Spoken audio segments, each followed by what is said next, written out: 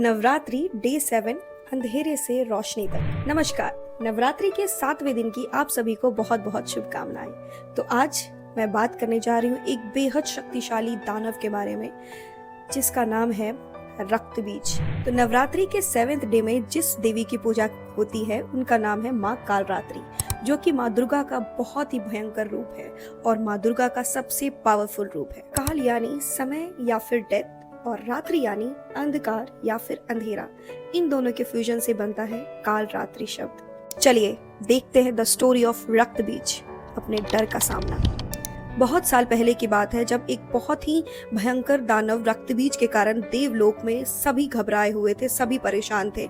वो सभी को मारता जा रहा था। तो उसे एक वरदान था, कोई भी उसे मारेगा तो उसके बूंद जितने भी धरती पे गिरेंगे उससे एक नया रक्त बीज पैदा हो जाएगा, यानी कि रीजनरेशन या फिर आप कह सकते हो क्लोनिंग। जरा सोचिए, जितनी बार वो घायल होता उतने ही नए रक्त बीज बन जाते। देवताओं ने तो हार मान ली, उन्होंने लड़ाई बंद कर दी और सब तरफ मायूसी और अंधेरा छा गया।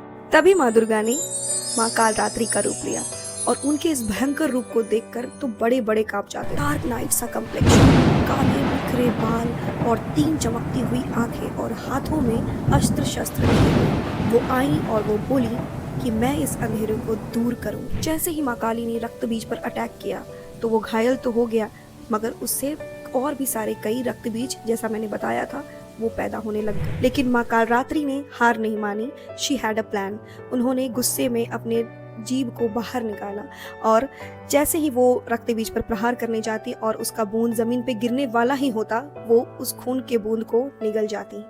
और इसी तरह माँ कालरात्रि ने रक्त बीज के वरदान को यूजलेस कर दिया। फ्रेंड्स, हम सब के अंदर एक रक्त बीज है जो हमारा इनर डार्कनेस है, जो हमारे अंदर की नेगेटिविटी है, वो हमारा रक्त बीज ही तो है। हमारी ओवर थिंकिंग, हमारा फियर, जिसके बारे में हम जितना सोचते जाते वो उतने ही ज्यादा हार्ड आगे के सिचुएशन को दिखाता जाता है। जब हम अपने डर पर या फिर किसी भी नेगेटिविटी पर फोकस करते हैं तो वो रक्त बीज के खून की तरह और भी मल्टीप्लाई करता जाता है। तो हमें हमारी कमजोरी को कभी भी हावी नहीं होने देना चाहिए, उसे रक्त बीज की तरह मल्टीप्लाई नहीं होने देना चाहिए और माँ कालरात्रि की तरह उसे डिस्ट्रॉय कर देना चाहिए। फिर मिलेंगे कल। Thank you for watching.